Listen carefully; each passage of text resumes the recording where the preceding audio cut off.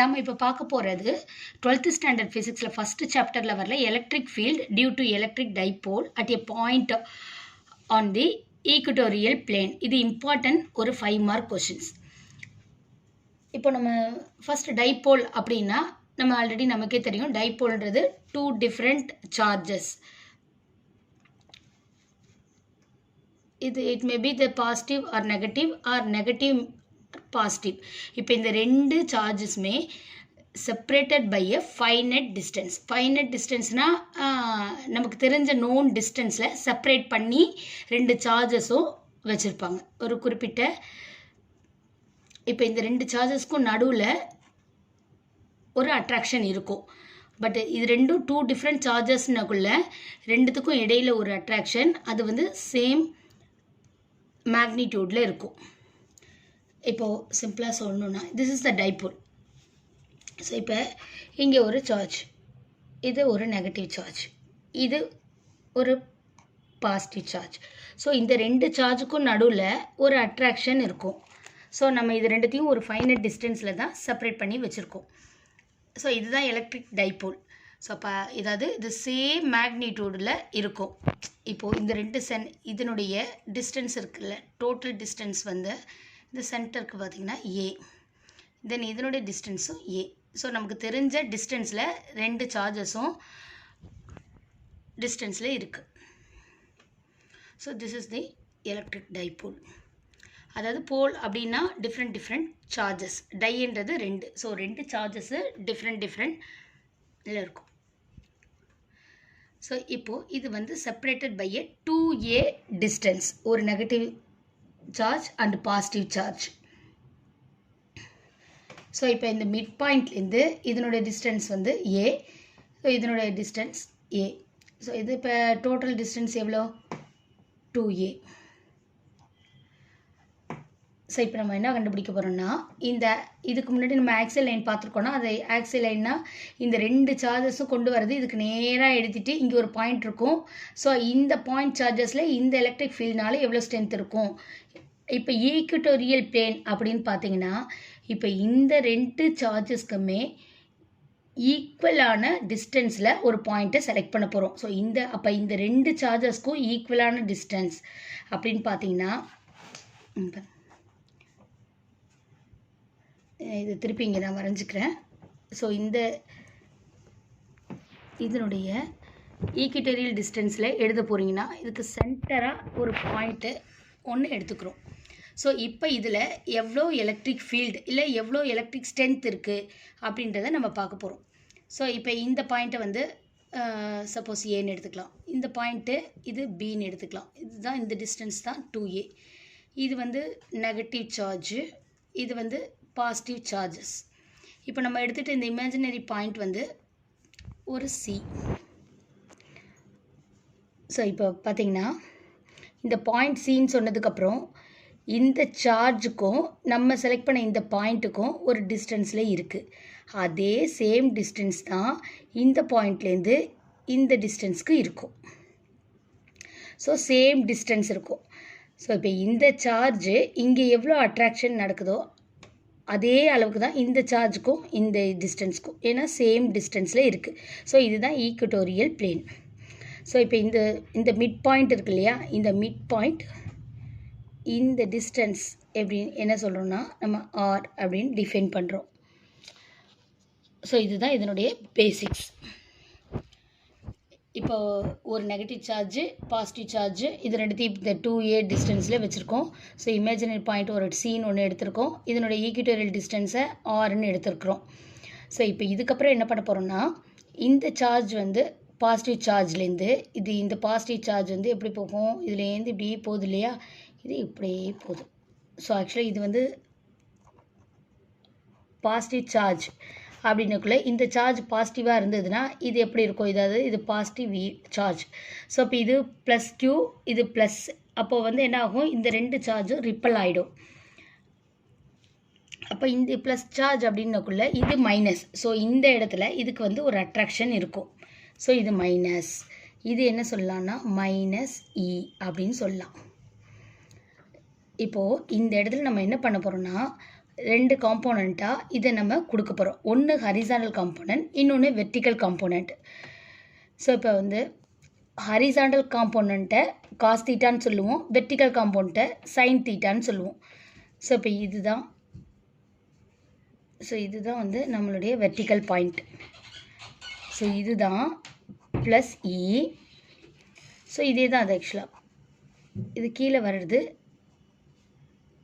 Minus இ. So இப்போ இந்த vertical compound நம்ம எப்படி சொல்லுவோம்னா சைன் தீட்டா, இ சைன் தீட்டா. இப்போ இந்த இடத்துல மைனஸ் இ சைன் தீட்டான்னு சொல்லுவோம், மைனஸ் இ சைன் தீட்டா. இது ரெண்டும் ஆப்போசிட் சார்ஜ் அப்படின்றதுனால இது ரெண்டுத்தையும் கேன்சல் பண்ணிக்கலாம். ஸோ +2 -2 அப்படின்னக்குள்ள நம்ம கேன்சல் பண்ணுற மாதிரி இது plus charge minus charge. So அப்போ இந்த ரெண்டு சார்ஜ் இருக்கு இல்லையா, இது வந்து ஹரிசாண்டலாக இருக்கும்போது இப்போ இதனுடைய டோட்டல் சார்ஜ் அப்படின்னு போட்டோம்னா நம்ம இந்த டைரெக்ஷனில் வரும். ஸோ இதுதான் இ டோட்டல். ஸோ இங்கே minus E plus E, but இங்கே வந்து ரெண்டும் ப்ளஸ்ஸு மைனஸு. இங்கே எப்படி கேன்சல் ஆச்சோ அதே மாதிரி இங்கே கேன்சல் ஆகுமா? இங்கே கேன்சல் ஆகாது. ஏன்னா இது வந்து ரெண்டுமே ஆப்போசிட் டு ஈச் அதர், இது ரெண்டும் ஆப்போசிட் கிடையாது. அப்போ நம்ம இது என்ன ஆக்சுவலாக எடுத்துப்போனா இ காஸ் தீட்டா, ஏன்னா இது வந்து ஹரிசாண்டலாக இருக்குது. ஸோ இதுவும் இ cos theta minus E cos theta. So இப்போ இந்த டோட்டல் நம்ம எப்படி எழுதுவோம் அப்படின்னா இந்த இடத்துல என்ன எழுதுவோம், இந்த இடத்துல இ ப்ளஸ் காஸ் தீட்டா. இப்போ இது வந்து மைனஸ் இ காஸ் தீட்டா. இது எப்படி மைனஸ் ப்ளஸ்ஸு அப்படின்னு எடுத்துன்னா இங்கே பாருங்கள், இப்போ ஒரு கிராஃப் வரைஞ்சோம் அப்படின்னா இது மைனஸ் எக்ஸ் சொல்லுவோம், இது வந்து ப்ளஸ் எக்ஸ் சொல்லுவோம், இது ஒய் அப்படின்னு சொல்லுவோம், மைனஸ் ஒய், இது ப்ளஸ் ஒய். ஸோ அப்போ அதே மாதிரி தான் அந்த கிராஃபில் இருக்க மாதிரி தானே இது இருக்குது, பட் இந்த இடத்துல இருக்கிறது மட்டும் இங்கே இல்லை. ஸோ இப்போ இந்த பாயிண்ட் இந்த லைன் இந்த லைன் இருக்குது இல்லையா, அதே தான். ஸோ இப்போ இங்கே இருக்கக்குள்ள ப்ளஸ்ஸு, இந்த இடத்துல இருக்கக்குள்ள மைனஸ், அவ்வளோதான். இப்போ டைபோல் மொமெண்ட் அப்படின்றது moving in a opposite direction அப்படின்னு சொல்லுவோம். ஸோ இப்போ dipole moment moving in opposite டைரக்ஷனாக இது வந்து பி வெக்டார், இங்கே வந்து பி வெக்டார். இது வந்து ஒன்றும் இல்லை, அதாவது இந்த டைரக்ஷனில் இந்த வந்து ப்ளஸ் சார்ஜ்லேருந்து மைனஸ் சார்ஜுக்கு மூவ் ஆகுது. ஸோ இந்த ப்ளஸ் சார்ஜோடைய ஆப்போசிட் டைரக்ஷனில் இந்த பி வெக்டார் மூவ் ஆகுது, அவ்வளோதான். ஸோ இப்போ electric field which is equal to 1/4πε0 q divided by r squared அப்படின்றது நம்ம இதுக்கு முன்னாடி நமக்கு தெரியும்.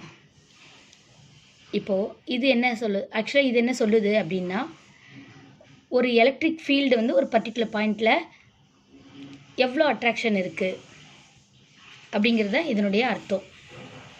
ஸோ இப்போ இந்த இடத்துல வெர்டிக்கல் காம்போனண்ட்டை நம்ம டெலீட் பண்ணிட்டோம், கேன்சல் பண்ணிட்டோம், ஒன்லி இந்த ஹரிசாண்டல் காம்போனன்ட் மட்டும் இருக்குது. ஸோ அப்போ இ டோட்டல், இந்த இ டோட்டலுடைய வேல்யூ இ plus charge plus E minus charge. இப்போ இது வந்து ப்ளஸ் சார்ஜ், இது மைனஸ் சார்ஜ், இது மைனஸ் சார்ஜ். ஸோ இப்போ இங்கே இ ப்ளஸ் அப்படின்னக்குள்ள இந்த இ ப்ளஸ்ஸை நம்ம எப்படி எழுதலாம், E1, இதனுடைய ஃபீல்டு வந்து இ ப்ளஸ்ஸோடைய theta, field cos theta. So இந்த பி வெக்டார் இருக்கு இல்லையா, இது வந்து ஆப்போசிட் டைரக்ஷனில் இருக்குது. ஸோ நம்ம இப்போ என்னெல்லாம் பி வெக்டார், இப்போ இந்த ஆப்போசிட் டைரக்ஷன்றதுனால நம்ம இங்கே மைனஸ் எழுதிக்கிறோம். இப்போ இது கூட இ மைனஸை ஆட் பண்ண போகிறோம். இ மைனஸ் ஆட் பண்ணுறதுனா இது கூட இதுனா மைனஸ் தானே, E minus cos theta into P vector. ஏன்னா இது வந்து minus E cos theta. So நம்ம இங்கே ஆட் பண்ணாலும் இந்த இடத்துல நம்ம மைனஸ் அப்படின்னு பண்ணோம், இ மைனஸ். ஸோ இப்போ நம்ம என்ன பண்ண போகிறோம்னா இது ப்ளஸ், ஆக்சுவலாக இந்த வேல்யூ தான். ஸோ இப்போ இந்த ரெண்டு வெக்டாருமே சேம் மேக்னிடியூட். அப்போது எப்படி எழுதுவோன்னா இ ப்ளஸ் உடைய magnitude is equal to E minus உடைய மேக்னிடியூட்.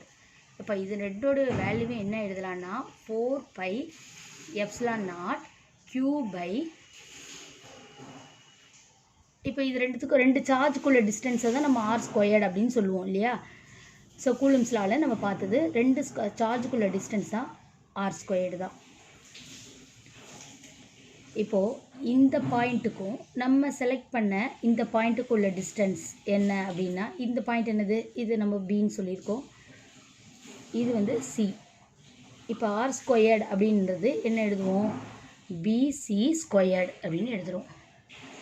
அப்படி இல்லைனாலும் இதை எடுத்துக்கலாம், இது ஏன்னா இது AC² அப்படின்னு எழுதிக்கலாம்.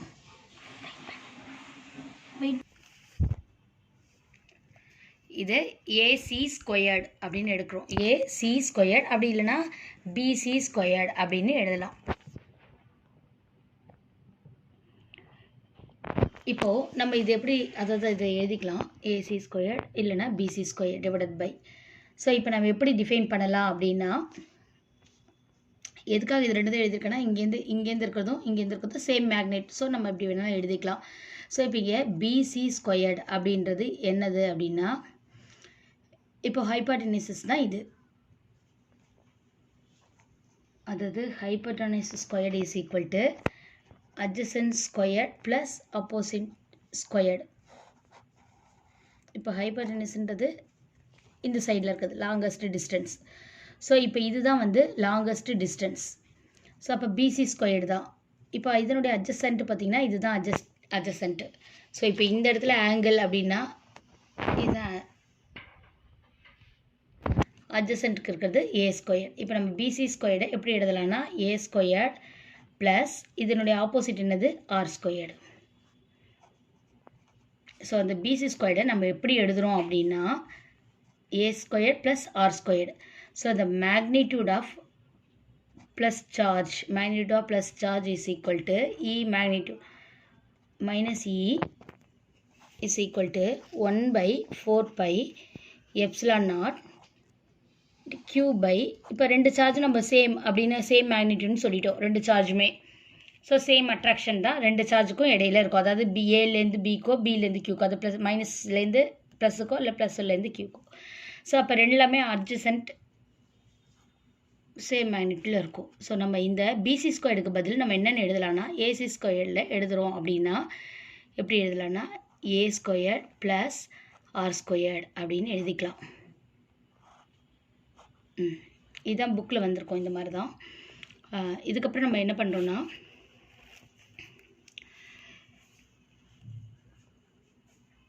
இப்போ ரெண்டு சார்ஜ் என்னன்றதை நம்ம ஃபைண்ட் அவுட் பண்ணிட்டோம். ஸோ இந்த கண்டுபிடிச்ச இந்த ரெண்டு வேல்யூவே எடுத்துகிட்டு வந்து டைரெக்டாக இங்கே வந்து சப்ஸ்டியூட் பண்ணும்.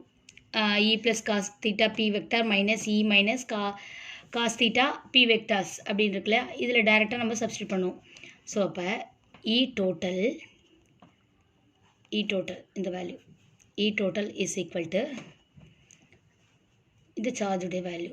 ஸோ அப்போ minus 1 by 4 pi epsilon naught then Q divided by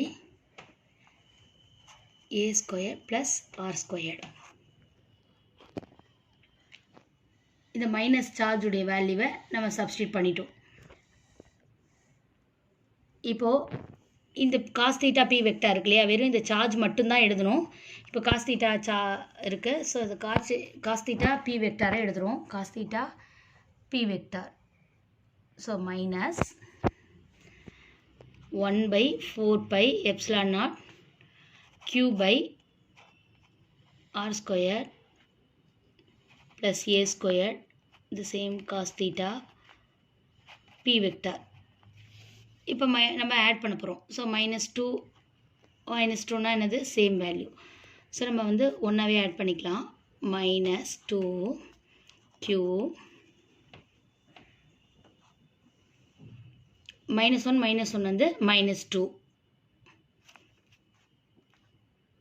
so இந்த Qவோட வேல்யூ நம்ம அப்படியே எழுதிக்கிறோம், divided by 4 pi epsilon naught A² plus r². So same டேர்மை எடுத்து எழுதுகிறோம். ஸோ அதே term cos theta P vector. So இதுக்கப்புறம் நம்ம என்ன பண்ண போகிறோம் அப்படின்னா, இந்த காஸ் தீட்டாவோட வேல்யூவை நம்ம கண்டுபிடிக்க போகிறோம். இப்போ காஸ் தீட்டா அப்படின்றது ஒரு சிக்னாமெண்ட்ரியில் எழுதுகிறோம் அப்படின்னா cos theta is equal to adjacent by hypotenuse. இப்போ இந்த இடத்துல காஸ் தீட்டாவோட வேல்யூ இந்த இடத்தினுடைய இப்போ இங்கே எடுத்துட்டோம் அப்படின்னா இதனுடைய வேல்யூ என்னது? அதனோட adjacent வேல்யூ a. இப்போ ஹைப்போடெனஸ் ஸ்கொயர் அப்படின்னா இங்கே எழுதியிருக்கோம்ல adjacent square plus opposite squared. So இப்போ வெறும் adjacent ஸ்கொயர்டு அப்படின்னா இந்த பக்கத்தில் போயிடுது. ஸோ நம்ம இப்போ எப்படி எழுதலாம்? Root of a squared plus R squared அப்படின்னு எழுதுவோம். இப்போ ஹைப்போடெனஸ் ஸ்கொயர்னா a square plus R squared.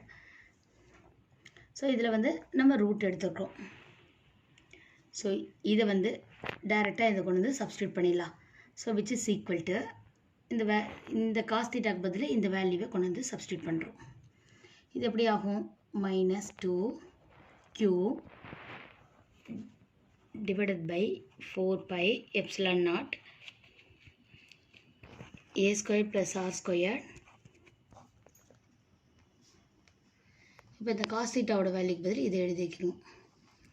a divided by இந்த ரூட் எழுதுகிறோம் இல்லையா, இதை மட்டும் நம்ம எப்படி எழுதலாம் அப்படின்னா a squared plus r squared whole power 1/2. ஒன்றும் இல்லை, ரூட்டை வந்து பவரில் 1/2ன்னு எழுதியிருக்கோம், அவ்வளோதான். தென் அது கூட இந்த p வெக்டரை அப்படியே எழுதியிருக்கோம், அவ்வளோதான். தென் இதுக்கப்புறம் ஒரு நார்மல் கால்குலேஷன்.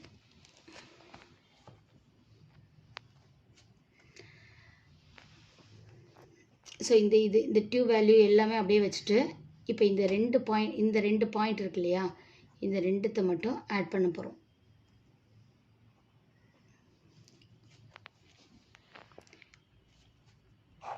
இப்போ இங்கே எழுதலைன்னா எக்ஸ் இன்ட்டு x2 இப்படி இருந்ததுன்னா நம்ம என்னென்னு எழுதுவோம்? x³ எழுதுவோம். அதாவது இங்கே 1 இருக்குது அப்படின்னு. இப்போ சப்போஸ் நம்மள்கிட்ட x1 இருக்குது இன்ட்டு x1/2 அப்படின்னு இருந்ததுன்னா நம்ம எப்படி எழுதுவோம்? அதாவது இந்த ஃப்ராக்ஷன் வந்து மிக்ஸ்டாக இருக்குது. ஸோ அப்போ என்ன பண்ணுவோம்? இம்ப்ராப்பராக கன்வெர்ட் பண்ணோம்னா x3/2 அப்படி எழுதுவோம். எப்படி எழுதுவோம்? 2 1s are 2, ஸோ 1 + 2. அப்போ இதனோட வேல்யூ வந்து 3/2ன்னு எழுதுவோம். ஸோ இப்போ இந்த மொத்த டேர்ம் எப்படி மாறி, இது 1ன்னு வச்சுக்கோங்க, இது 1/2ன்னு வச்சுட்டா இந்த மொத்த டேர்ம் எப்படி மாறும் அப்படின்னா, ஸோ இது அப்படியே இங்கே எழுதலாம். ஸோ x⁻1/2 இன்ட்டு x⁻1 அப்படின்னா x⁻3/2 இஸ் ஈக்குவல் டு, இப்போ இந்த டேர்மை நம்ம அப்படியே எழுதணும்னா -2q divided by 4 pi epsilon naught into a squared plus r squared whole power 3/2. இந்த வேல்யூவை இங்கே எழுதலாம். இப்போ டைபோல் மொமெண்ட் அப்படிங்கிறது ஒன்றும் இல்லை, ரெண்டு சார்ஜஸ்க்கும் ஒரு மூமெண்ட் இருக்கும் அப்படிங்கிறது தான் சொல்லியிருக்கிறது தான் டைபோல் மொமெண்ட் அப்படின்னு சொல்லுவோம்.